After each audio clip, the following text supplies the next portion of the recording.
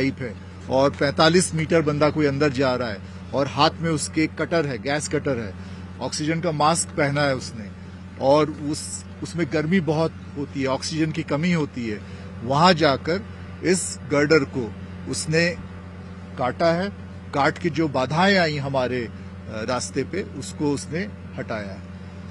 ये एक दिक्कत जो थी हमें, जो हमने 22 तारीख की पूरी रात 23 के सवेरे हम इस प्रयास पे लगे रहे कि जल्द से जल्द हम दोबारा अपना ऑपरेशन फिर से स्टार्ट कर पाएं।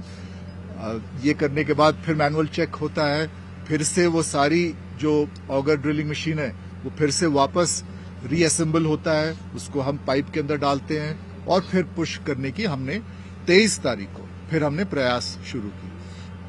23 तारीख को हमारी उम्मीद थी कि अब एक बाधा आई थी, हो सकता है और कोई अड़चन ना आए हमारे पास, लेकिन 23 को भी जब हमने और 1.8 मीटर्स और अंदर हम प्रवेश किया, पाइप अंदर गई, तो हमें एक और हर्डल मिला, एक और हमें हमारे रास्ते पे एक बाधा आई। वो था कि हमें 4 पोल पाइप मिला। फिर ये जब टनल के छत पे लगता है ये तो ऐसे दिखता है। ये पाइप्स हैं वो सरिये थे, ये होलो पाइप होते हैं लेकिन काफी मजबूत पाइप्स हैं, ये छत के अंदर लगे होते हैं सर। ये वाला इसके बाद का जो मुड़ा हुआ था, और जब हम, ये तो बाद की तस्वीर है, वही प्रोसेस फिर से रिपीट करना पड़ा जो मैंने आपको इतने डिटेल में भी समझाया। फिर से वो रुकावट आई, ऑगर मशीन को वापस पूरा लाना पड़ा, उसको डीकपलिंग हम कहते हैं, उसको डीकपल करना पड़ा, बंदों को हम अंदर भेजे, फिर से वही बड़े बहादुरी से ये बंदे अंदर गए जो मैंने बोला ट्रेंचलेस कंपनी के हैं। इनका नाम है प्रवीण और बलिंदर, जो पहली रात गए थे। दूसरी रात हमारे पास और ऐसे एक्सपर्ट टेक्नीशियंस आके पहुंच गए थे। हमने 23 के सवेरे और लोगों को बुला लिया था, क्या पता आगे और कोई बाधाएं आए। तो प्रवीण और बलविंदर के साथ हमारे साथ और भी इनके लड़के आए, उनका भी नाम मैं आपके साथ शेयर करूंगा। करीब 8-9 लोगों की टीम है, वो हम आपके साथ शेयर करेंगे। और ये लोग बड़ी बहादुरी से बिल्कुल फिर रात भर जाकर ये जो पाइप जो आप देखें जो छत पे ऐसा रहता है और लंबा सा ऐसे होके, और मलबा के साथ कोलैप्स के बाद ये मशीन में ये सामने ऑगर इसलिए चल नहीं पाया, तो वो ऑगर के जो ब्लेड्स हैं, वो ऑगर के ब्लेड्स के चारों तरफ ऐसे मुड़ गया। ऑगर के ब्लेड्स भी हमारे डैमेज हुए और इसलिए हमें वापस ऑगर को वापस लाना पड़ा। ऑगर के ब्लेड्स को हमने रिपेयर किए हैं अभी। जो साफ सफाई करनी थी, ये बच्चे अंदर गए और इन्होंने क्लीन किया उधर का साफ का, कोई और गर्डर या कोई और इस तरह की मेटल ना हो, ये चेक किया और अब वो वापस उस ऑगर को फिट कर रहे हैं। इस बीच हमने ये भी देखा कि ऑगर मशीन जिस प्लेटफॉर्म पे इंस्टॉल्ड है वो भी वीक हो रहा था, क्योंकि इतना प्रेशर, इतना टॉर्क बढ़ रहा था, क्योंकि अब डिस्टेंस भी ज्यादा हो रहा है। 45 मीटर से और हम आगे जाने की कोशिश कर रहे हैं। तो हमने इसी समय, ऐसा नहीं कि हमने कोई भी समय वेस्ट किया है, कोई भी समय बेकार में एक्स्ट्रा लिया है, वैसा नहीं हुआ है। हम इसी समय जब ये क्लीनिंग हो रहा था, अंदर पाइप सफाई हो रही थी और जो जितने सारे मेटल के 4 पोल्स जो मैंने आपको अभी दिखाया, या उससे पहले भी जो गर्डर्स जो हमारे रास्ते पे अड़चन पैदा कर रहे थे, उसी वक्त हमने कंक्रीट का प्लेटफॉर्म किया, उसकी मतलब ग्राउटिंग की उसकी, और जो भी रॉक बोल्टिंग कहते हैं, रॉक बोल्टिंग भी की हमने, ताकि मशीन फिर से मजबूत से बैठा रहे। प्रॉपर उसका रॉक बोल्टिंग और ग्राउटिंग की वजह से हमने ज्यादा कंक्रीट डाला और मजबूत रहे। हमने ऑफ कोर्स एक्सीलरेटिंग एजेंट डाला कि जल्द से जल्द कंक्रीट जम जाए, टाइम कोई वेस्ट ना हो। हम ये करके सारा फिर से सेट किया। अब ऑगर को हमने वापस रीअसेंबल कर लिया है। अब जैसे हम अभी आपको इसी प्रेस ब्रीफिंग में ये बताना चाहेंगे कि जब वेल्डिंग हो जाएगी, अब जो नई पाइप अब हम डालेंगे उसकी वेल्डिंग हो जाएगी। 2 घंटे लगते हैं उसमें, वेल्डिंग के प्रोसेस में भी। आपको ये पहले भी मैंने समझाया है कि वेल्डिंग का प्रोसेस इतने बारीकी से हमें करना पड़ता है और इतने केयरफुली करना पड़ता है कि वेल्डिंग की जगह पाइप से भी मजबूत रहे। ये प्रयास रहता है हमारा। 2 घंटे बाद हम उम्मीद करते हैं वेल्डिंग हमारी पूरी हो और हम पाइप पुश करें, इस बार आगे पुश करें। इस बार कोई बाधाएं हमारे रास्ते पे ना आए, कोई अड़चन और ना आए, ऐसे हम प्रार्थना करते हैं। आप भी कीजिए हमारे साथ ताकि हम तेजी से और आगे बढ़ें। एक मिनट इसी के साथ में एक मिनट इसी के साथ में एक चीज और आपको अवगत कराना चाहेंगे। जैसे सर ने एक्सप्लेन किया कि जो पाइप आ गया, पाइप की वजह से वो प्लेटफॉर्म भी हिल गया, प्लेटफॉर्म स्ट्रेंथनिंग भी करना पड़ा। तो कल शाम 4 बजे से लेकर के अभी तक जो काम चला वो प्लेटफॉर्म स्ट्रेंथनिंग का किया गया, क्योंकि प्लेटफॉर्म हिल गया था कि जैसे जो पाइप आ गए, पाइप को जब वापस खींचा गया तो जो उसका हमारा 800 mm का पाइप है, 800 mm का पाइप भी डैमेज हो गया। वो आगे से उसका मुंह पतला हो गया, सर ने कहा था ना नैरोइंग हो गया था, उसका नैरोइंग हो गया था। तो इसी वजह से उस पाइप को आज जो हमारी टीम है, जो आपने बताया कि जो उनकी ट्रेंचलेस की टीम है, जो एक्सपर्ट बाहर से भी आए और जो 2 लोग यहाँ के थे, उन सब ने मिलके उस पाइप का 1.5 मीटर 1.2 प्लस मीटर मतलब 1.2 मीटर के आसपास का हिस्सा उनको काटना पड़ा। जो पाइप हमने अंदर डाला हुआ था, जैसे कल 1.8 मीटर पहले चला गया था, उसके बाद 1.2 मीटर फिर गया था, तो जो 45+3 हो गया था उसमें 1.2 मीटर का जो पार्ट था उसका क्योंकि नैरोइंग हो गया था, उसमें से आगे होकर नहीं जा पाता, फिर सारा का सारा दिक्कत होता, तो उसको 1.2 मीटर काटा गया। उसकी पिक्चर्स भी आपके साथ शेयर की जा रही हैं। ये जैसे आप देखेंगे अभी आपको भेज दी गई हैं। तो ये इतना मोटा पाइप जो हमारे द्वारा स्वयं डाला गया था, आप सोचिए उसी को काटने में 7-8 घंटे लगे हैं।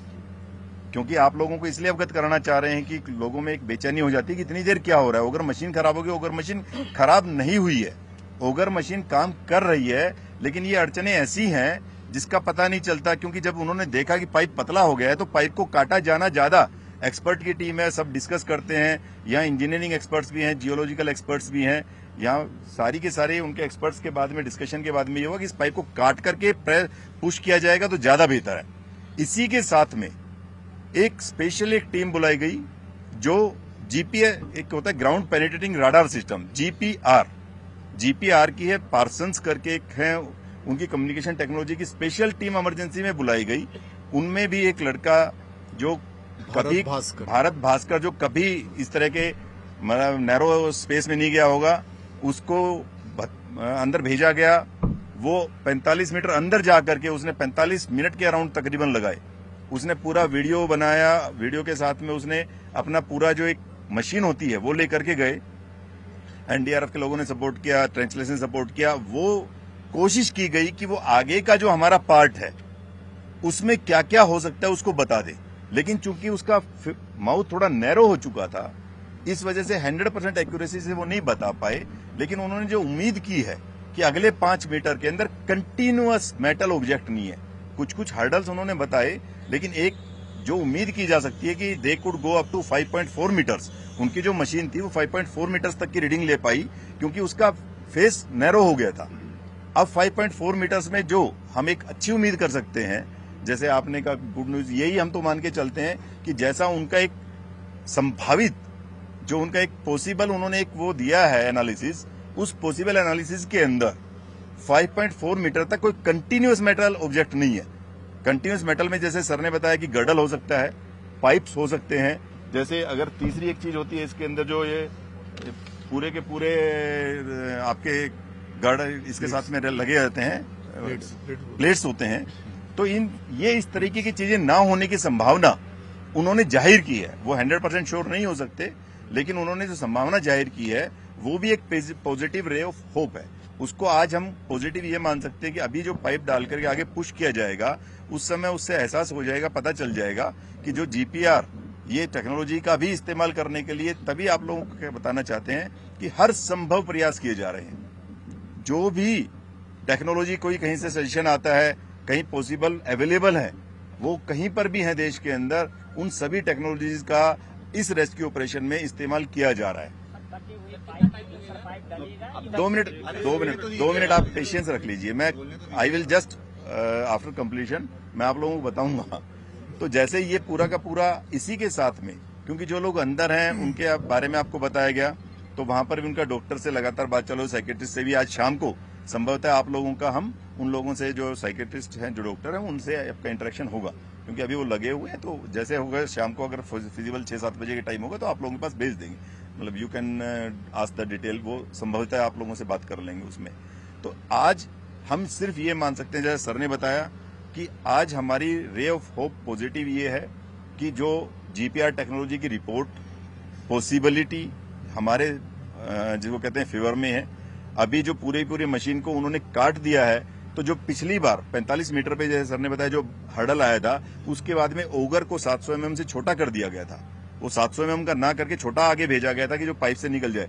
अब वो फिर से बड़ा ओगर यानी फुल स्ट्रेंथ के साथ जो ओगर है वो 700 mm वाला ही आगे लगाया गया, क्योंकि पाइप जो नैरो हो गया था, जो कल आप लोगों को पिक्चर्स मिली थी जिसके अंदर ओगर वो पाइप ऊपर से मुड़ गया था, हार्ट शेप में हो गया था, वो हार्ट शेप में ना होके अब वहां तक का पाइप काट दिया गया है। तो अब पूरे 700 mm का फुल स्ट्रेंथ का ओगर डाला जाएगा। अब उससे संभवतः उम्मीद सबको है, सभी के सभी लोग यही सोच सकते हैं और यही कह सकते हैं कि सभी उनके लिए दुआएं करें, प्रे करें, तो हो सकता है जल्दी से जल्दी हम लोगों को सभी को कामयाबी मिले। ओगर अभी जैसे बताया सर ने कि अभी वेल्डिंग का काम चालू है। वेल्डिंग होने के बाद 1.5 से 2 घंटे में जो अब नेक्स्ट हो जाएगा, तो उससे 1.5-2 घंटे के बाद हमारा 1 घंटा क्रिटिकल रहेगा तकरीबन। तो उस समय हम संभवतः जो भी चीज है फिर उसके बाद में बताएंगे। अभी हम कितने मीटर पर हैं? अभी कितने मीटर पर हैं? क्योंकि कल आपने बताया था 46.8, अभी का कैसे? हाँ जी, ये वाला क्वेश्चन जैसे अभी आप लोगों को बताया गया था, कल 45 प्लस में 1.8 पे यहाँ पर आपको ब्रीफ किया गया था। उसके बाद दिल्ली से जो प्रेस ब्रीफिंग हुई थी उसके अंदर 1.2 मीटर उसके बाद जो पुश हुआ था, तो 45 प्लस 1.8 था। उसके बाद में 1.2 मीटर और पुश हुआ था, तो 48 आपका हो गया था। उसमें से कुछ पाइप हमारे को काटना पड़ा है, लेकिन संभवतः जहां तक पाइप जा चुका है वहां तक तो फटाफट चला जाएगा। और उसके आगे भी जो हमारी टीम है, जैसे सर ने बताया कि वो जाकर के मैनुअली चेक करते हैं, वहां पर पाइप भी काट के लाए हैं। वो जो टीम है उसने ना केवल पाइप हमारे वाला पाइप काटा है जो अंदर जा रहा है, जो दूसरे वर्टिकल, इसीलिए कल से तकरीबन 15-16 घंटे जो काम चला है, पूरी रात भर चला है, और जो सुबह भी अब तक दोपहर लगी है, वो पाइप काट के वो उन्होंने जो देखा उस पाइप को ऑलरेडी काट लाए। तो अगले मतलब जो अभी इमीडिएट पुश तो जल्दी हो जाएगा, लेकिन उसके आगे की संभावना हम जीपीआर की जो रिपोर्ट है उसकी और बाकी सबकी जिसको कहते हैं कि पॉजिटिव होप के साथ में ये हम मान सकते हैं कि आगे सक्सेस मिलने की संभावना लगी। एक मिनट जीपीआर की जो रिपोर्ट है सर, उसमें 5 मीटर आपको लग रहा है कोई ऑब्जेक्ट नहीं है? तो एक कंटिन्यूस रिएक्ट। हाँ जी मैडम, आप क्या पूछ रही थी? 2 more pipes are to be inserted because these pipes are of 6 meter length. So we'll need with the first 6 meter length we'll probably reach around 51-52, and with the next 6 meter length we hope to break through. This is our own estimation and understanding. These assessments are obviously based on certain realities, but they are all assumptions. So it's not to be taken exactly, but we hope to be there somewhere. Sir GPR वाली बात पूरी कर लेते हैं। GPR में जो आपने पाया कि 5 मीटर कोई ऐसा ऑब्जेक्ट नहीं मिलने वाला है, तो थोड़ा आसान रहेगा। क्या इसके बाद की जो लेंथ है, जो बचेगी लेंथ करीब 6 मीटर की लेंथ अगर बचती है, तो क्या उस तकनीक का फिर से इस्तेमाल किया जाएगा जीपीआर का, या फिर उसके आगे फिर आप उसी आधार पे चलेंगे? आपका जो सवाल था बहुत सही सवाल है, क्योंकि अभी तो हम 5.4 मीटर एग्जैक्टली हम रीड कर पाए ये ग्राउंड पेनिट्रेटिंग रडार से। और जैसे मैंने बोला था, मैनुअली भी जो बंदा गया पाइप काटा, उसने वहां साफ सफाई की, उसने भी देखा हाथ डाल के मलबा में 1-1.25 मीटर तक हाथ शायद जा पाएगा, तो उसमें उसको और कोई नहीं मिले। जो एकाक उसको रॉड वगैरह मिला था वो निकाल के ले आया। तो हम ये उम्मीद करते हैं कि ये 5 मीटर हम जरा तेजी से आगे बढ़े। उसके बाद का उस कंडीशन देख के हम इट इज पॉसिबल कि हम ग्राउंड पेनिट्रेटिंग रडार का फिर से इस्तेमाल करें। लोगों के एक्सपीरियंस भी हैं और बहुत सारे दूसरे सेंस भी होता है, मशीन क्या फील कर रहा है, कितना प्रेशर पे है, कितना टॉर्क पे है, ये सब पैरामीटर्स देखते हुए हम आगे का डिसीजन लेंगे। इसमें जैसे सर ने कहा एक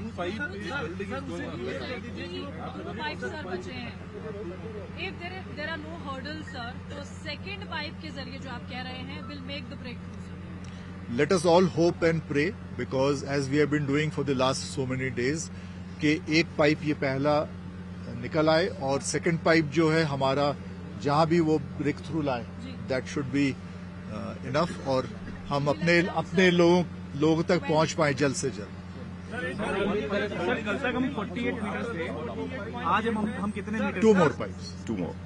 सर कल तक हम 48 डाली गई थी, उससे लेंथ क्या है, जो लंबाई कितनी है, 60 है या 60 से कम है? देखिए, जैसा सर ने कहा, मैं एक चीज सर के वाले में ऐड करना चाह रहा था, जो आप लोगों को बताया गया कि जीपीआर का प्रयोग दोबारा करने की शायद आवश्यकता ना पड़े, वो तब की बात है जब अगर हर्डल आता है और फिर सारा मशीन खोला जाता है, then it will be tried. Otherwise also आप समझ सकते हैं कि जो आखिरी का मलबा होता है वो जैसे धीरे धीरे आया है, तो उम्मीद है कि आखिरी का मलबा उसके ऊपर फोर्स कम होगा। भाई जैसे आखिरी का मलबा है उसके ऊपर जितना कम मटेरियल है, तो आखिरी में ये भी उम्मीद है कि मशीन इतनी पावरफुल है। अभी मशीन 100 से 125 टन के फोर्स पे काम करती है। जब बीच में जो प्लेटफॉर्म हिला उस समय वो तकरीबन 150 से 200 के ऊपर गई थी, तब हुआ था।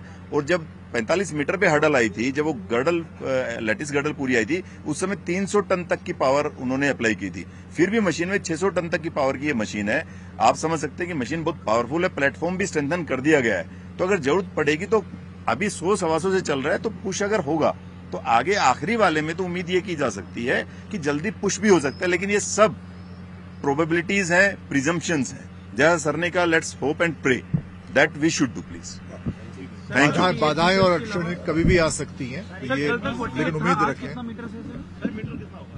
वही है जो कल था, उसमें बताया पाइप काटना पड़ा है कुछ, तो हम 45 पे आ गए सर। 46.8 मान सकते हैं। 46.8 हुआ था। हाँ जी, 1.2 दो नहीं, 1.2 वो आपको शेयर कर दी जा रही पिक्चर्स। हम तैयार हैं और भी हमारे पास पाइप है, बट उम्मीद रखिए कि और पाइप की जरूरत ना पड़े। 2 पाइप में हम ब्रेक थ्रू कर पाए। सर एक last question sir, by tomorrow morning will you be able to reach out to the trap level by tomorrow morning? 800 अगर साथ रहा सबका तो और जल्द भी हो सकता है। और जल्दी सो bye tonight. Sir since the auger hasn't started, एक सर से एक बार 1 by 1 कर ले। पहले सर 1 by 1 की 1 by 1 एक